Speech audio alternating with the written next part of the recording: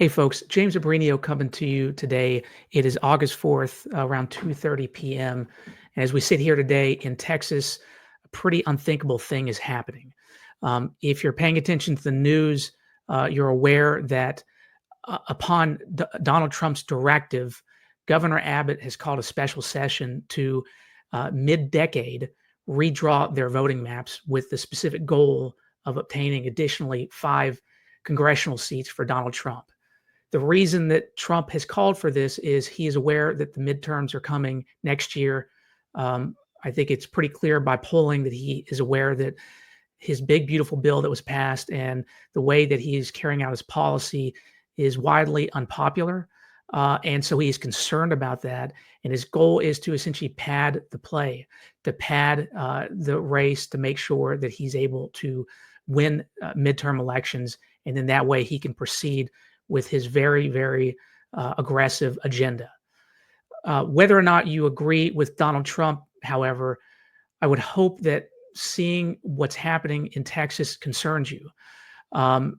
It's my understanding that the state Democrats have taken really the only option that they have, and that's essentially to leave the state in order to break quorum, to prevent the special session from going through, to prevent the Republicans from passing these clearly gerrymandered, clearly politically biased maps in order to support and help Donald Trump with his national agenda. In response, Governor Abbott has made a lot of difficult statements about the Democrats who have left the state. He is attacking them. He is talking about trying to compel them to come back to the state. I've also read somewhere that he's seeing if there's a way to essentially disband them as representatives. And so if you are aware of this and you are concerned about good governance, regardless of being a Republican or a Democrat, this should truly, truly concern you. I take particular issue with this because I happen to be a member of Virginia's inaugural Redistricting Commission. You folks in Virginia are probably aware in 2021, Virginia held its first redistricting commission. The goal there was to essentially minimize the politics in drawing maps, to minimize the ability for politicians to gerrymander with the goal of essentially protecting their party, but also protecting themselves and protecting their seat. Because we as Virginians voted overwhelmingly that gerrymandering, regardless of party, is unacceptable. That one person, one vote means things, and that one person, one vote matters a lot. And the goal should be to allow everybody an opportunity to have their voice heard. And the Redistricting Commission's goal, while ultimately we as a commission were not able to draw maps, the goal there was to take the politics out of it. And the backdrop of the Redistricting Commission was to allow the Supreme Court to draw maps. And that's what ultimately they did. And I can tell you, if you know me personally, and you've asked me about the Redistricting Commission experience, I can tell you, you probably are aware that I was very frustrated about the process. It was very difficult. And ultimately, we did not reach the ability to draw maps. But that being said, I was still pleased that Virginia chose the Redistricting Commission because I believe above all else, good governance is important. Our democracy demands it. In my view, the commission was an iterative process that was going to take years of improvement.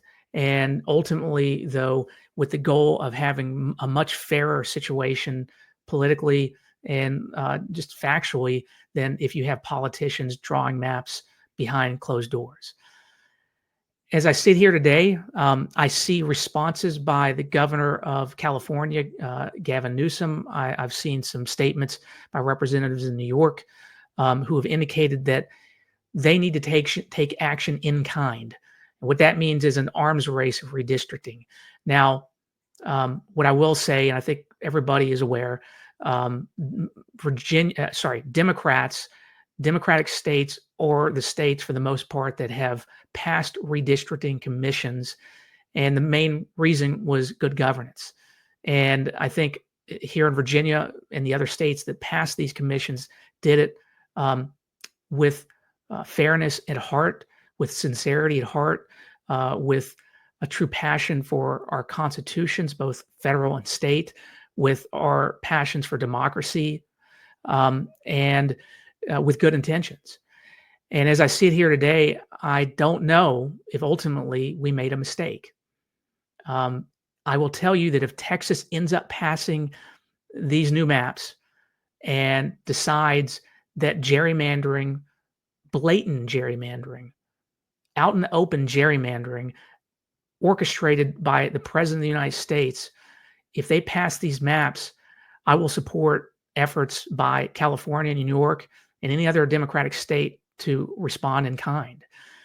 Because at the end of the day, my view is good governance doesn't work if you don't have governance at all. If you essentially have one person and folks that support him to the end, willing to do whatever it is to attain power, to maintain power, to grow that power with their ends in mind. That is not a democracy.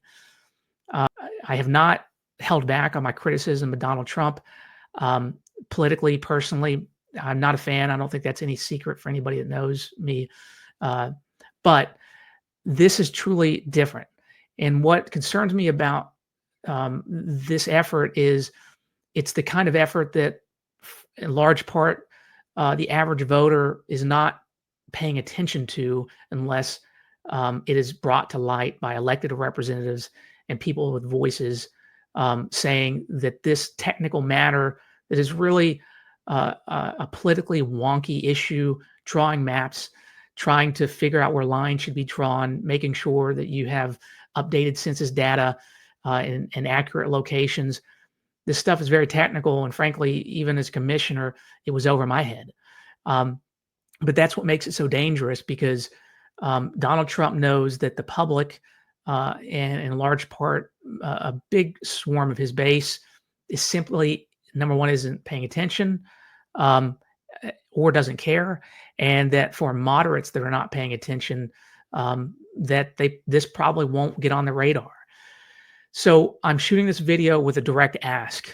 I'm asking that anybody that sat on a redistricting commission in Virginia or anywhere else be open and make a statement condemning what is happening in Texas. And this is specifically to my Republican fellow commissioners. I think that if you served on the commission, you may not have liked me, but you knew that at the end of the day, my goal was fair governance. I hope that if you've served on the commission, that the goal for you was fair governance. And I don't think this matters at all unless Republicans are willing to take a stand and condemn this as unconstitutional, as anti-democratic, as unfair, as bad for the country. So I truly hope that cooler heads will prevail. Perhaps somebody will have a discussion with Donald Trump about how bad this is for our country and our democracy, how divisive it will become. Maybe he cares. I'm not going to hold my breath on that. But I would hope that the people around him would care, because this hits at the foundation of our democracy. One person, one vote. Too many people have fought, sacrificed, and died for our democracy, for it to fall in such a quiet and technical way. And I truly hope that, for what it's worth, again, I'm not an elected official. I took several months out of my life to go down to Richmond. I live up in Northern Virginia, to go down to Richmond and do the best I could to serve. I failed in many aspects. I will own those failures. But that being said, I don't think anybody could question my intentions. And I truly hope that anybody taking the time to watch this video is listening and then is speaking up, and speaking up loudly and clearly. And that is specifically, I'm asking my fellow commissioners, but my fellow Republican commissioners in large part, to stand up and say that this is not appropriate. And again, I'm also asking any commissioner throughout the country that had the pleasure of serving on a redistricting commission with the goal of good governance, one man, one vote, one woman, one vote, to stand up and condemn what's happening, because this will become an arms race. When you hear about complaints about, folks on the other side of the aisle, Republican and Trump supporters, talking about how they claim that Democrats are so polarized and left-wing, it is something like this that justifies it. So I truly hope that people will let their voices be known.